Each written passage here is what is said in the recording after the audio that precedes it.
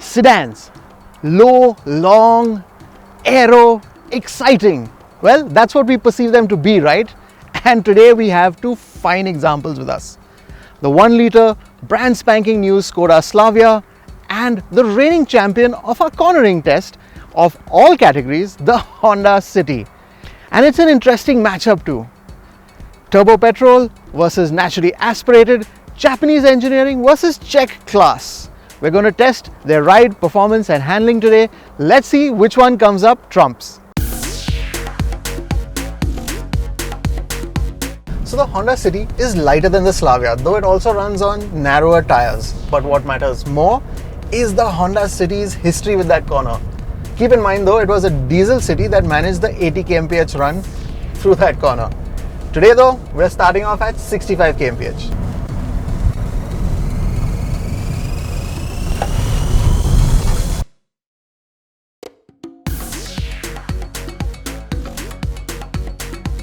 Ooh, nice, turned in very sharp, hint of tire noise, but plenty of room to spare before that first cone. The Slavia is heavier than the City, but there's a lot more rubber on the tarmac, so it has a chance. We're going to hit that corner at 65 kmph. And here we go.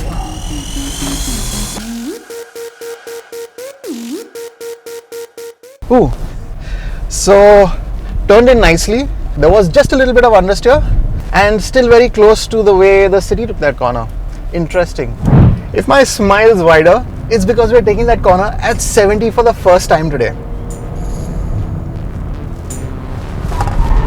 Oh, whoa. Okay, understeer kicked in early and we clipped one cone. This is going to be an interesting fight.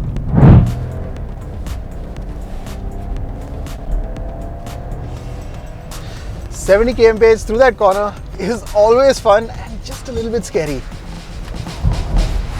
Oh!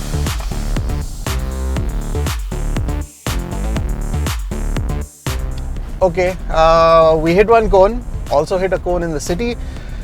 It's very close. I think we're going to have to do a split screen to decide which one wins. If we freeze frame at the point that the City and the Slavia hit the cones, we can see that the City was a fraction wider. And as it continued on, it kept running wider still. The Slavia's rear at the point of impact had also started to slide, and this rotation actually allowed it to be tighter around the corner. Behind the wheel, the Slavia did require correction to straighten though, while the City felt more predictable. It's a tough one to call, and since both killed just one cone, we feel it fair to call this a tie.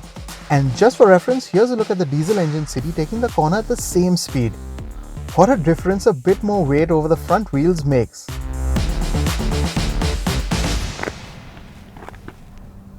Yeah, I think that looks good, Annie. Yeah? Also, you know what's coming up later, right? Yeah, the mug test. Yep. Okay, last time you had to do it. I'll give you a chance this time to get out of it. Sure. We're going to do the drag race now. Okay. Which one do you think is going to win? The City has 121 PS, the Slavia has 115, so I'm going to place my bets on the City. Done. If you win, I do the mug test. Deal. Right? Done.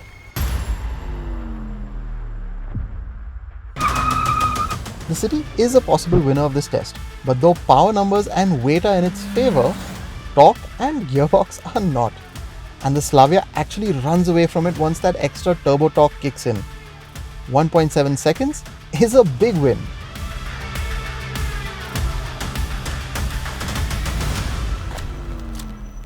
Hey Alan. I think Looks it's good. lined up good. Yep. So Ani, you lost the last bet. Chalo, I'll give you one more chance. Okay. We're doing the braking test now. Okay. Which one do you think is going to win? The Skoda is slightly heavier, the Honda is lighter. So once again, I'm going to place my bets on the Honda City. Done. Chalo, all the best. I bet you're going to do the mug test this time. We'll see. Yeah. We'll see.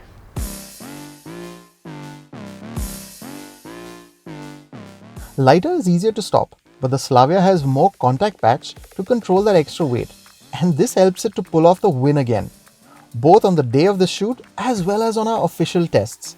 But this petrol City was tested in the wet, so we've had to use the City diesel numbers for the comparison table. Ani, you did so well. You got both your guesses wrong. So that's your prize. Can you give me one more chance, please? Okay, you did well last time. So you want to bet again? No, this time it's rock, paper, scissors. Okay. Rock, paper, scissors. Yes! Damn it. So here you go. You're the Bakra. Black sheep, man! ₹50 cut overacting के वजह If you can get Ani's reference, please tell us what he's on about in the comment section. Time now for the ride quality test. And this one was super close. Over bad roads, both the Slavia and the city can bottom out if you're not careful. So speeds had to be kept a little slower than we usually do. With our mug test, it was the city that spilled the least water. Though both the city and the Slavia did great, spilling just 40 ml and 50 ml respectively. Lucky me! On tarmac, it was actually the Slavia that managed to bottom out on a particularly large and sharp speed bump in Pune, which the city managed to negotiate without any body parts touching. The 1 litre Slavia also feels differently tuned compared to the 1.5 litre variant, which also cleared said speed bump without complaint. The quality of the ride is different between the two.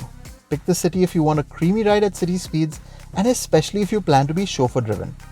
The Slavia is more supportive at higher speeds, and the ride does get a little jittery at slower speeds over small imperfections, especially in the rear seats. Again, it's a close one to call, and if we were to pick a winner for ride quality, it's the city. And so in closing, the cornering test was a draw. The acceleration and braking tests were easy wins for the Slavia, and though it was close, the city rides better. So with 2 wins to the city's 1, it's the Slavia that takes the overall win.